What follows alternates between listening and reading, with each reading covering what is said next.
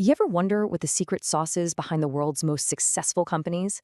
It's not just about having these brilliant, lightning in a bottle ideas. It's about having a system, a really simple but powerful system for turning those ideas into reality week after week. Today, we're going to look under the hood at the engine that drives all that innovation, the sprint. So, if you had to boil it all down, what would you say is the central pulse, the very heartbeat that keeps modern creative work alive and moving? Yep, that's it. The sprint.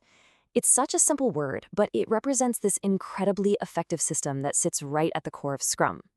And in this explainer, we are going to break down exactly what a sprint is, why it's so darn important, and how you can actually start using its power to change the way you work. All right, let's get into it. The heartbeat analogy is perfect. Seriously, if you think of the whole Scrum framework like a living, breathing body, the sprint is literally its heartbeat. It's that steady, predictable rhythm that pumps life, energy, and focus through the entire system. Okay, this slide has two words you absolutely have to understand: time box and container. Time box just means the sprint has a fixed start and end date. And I mean fixed. No extensions, no just one more day, ever. This creates incredible focus. And container is maybe even more important. Just picture a box. For that 1 or 2 weeks, everything, and I mean everything, happens inside that box. So why are we so strict about this box? Well, it's all about creating this powerful, predictable rhythm. This structure means you can actually start predicting when things will get done. It cuts down on risk because you're getting feedback constantly, not after 6 months when it's too late. And maybe best of all, it helps you keep a sustainable pace, preventing that awful burnout by creating a focused, repeatable cadence for the team. So if the sprint is a container, what are they actually putting inside of it? Let's peel back the lid and see what actually fills up that time box. And the short answer is pretty much everything.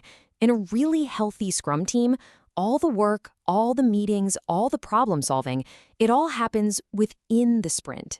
It's this all-encompassing bubble designed to protect the team and let them focus on what matters. And it's not random. It follows a very specific flow. You kick things off with sprint planning, where you decide what you're going to do. Then, every day, you have your quick daily scrums to make sure you're on track. Then comes the main event, right? The actual work of building the product.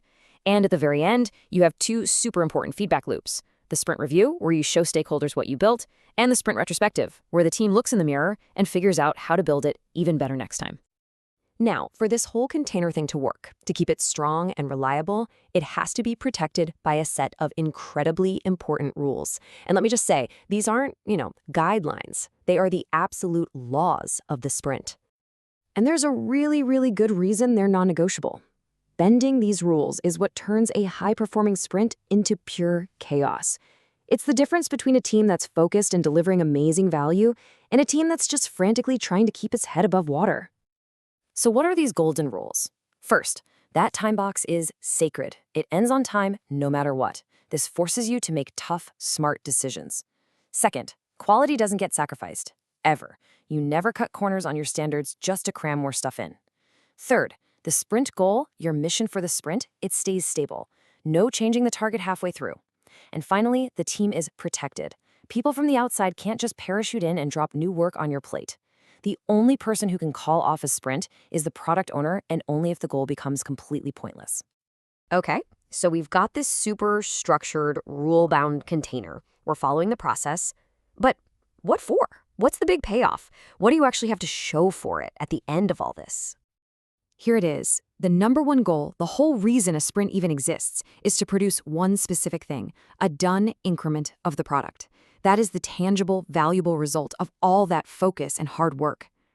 And we have to be super clear about what done means here. Think of it like baking a cake.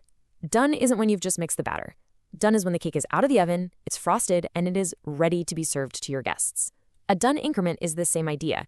It's a piece of the product that is fully built, tested, integrated, and could potentially be shipped to a real customer right now. It's a finished slice of value. But here's the cool part. A really great sprint produces more than just code. It also gives you a smarter, cleaner product backlog for the future. It produces a better team process because of what you learned in the retrospective. And maybe most important of all, it builds a more aligned, cohesive team. You're not just building a better product, you're building a better team, sprint after sprint. All right, let's get practical. How do we take all this theory and actually use it in the real world? How can you spot a healthy sprint from a mile away? And maybe more importantly, how do you talk about this stuff like a pro? Think of this slide as your personal field guide. When you're looking at a team, ask yourself, do they have a steady rhythm that everyone respects?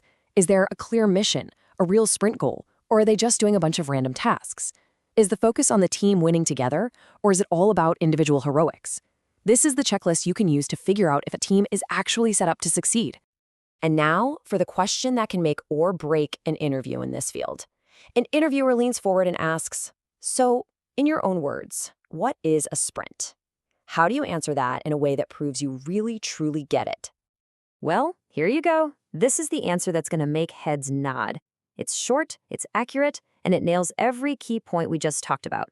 The fixed time box, the done increment, and the why, creating consistency, cutting down risk, and delivering value. That answer right there shows a deep, practical understanding.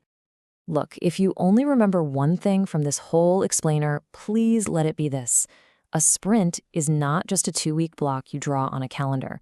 It is a carefully designed system. It's a machine built for one purpose, turning ideas into real, tangible value in a focused, predictable, and sustainable way. So, as you go back to your teams, your projects, your work, I want to leave you with a question. Is the engine of your work, your sprint, running smoothly, or is it kind of sputtering and holding you back? Because the answer to that question, well, it could be the key to unlocking your team's true potential.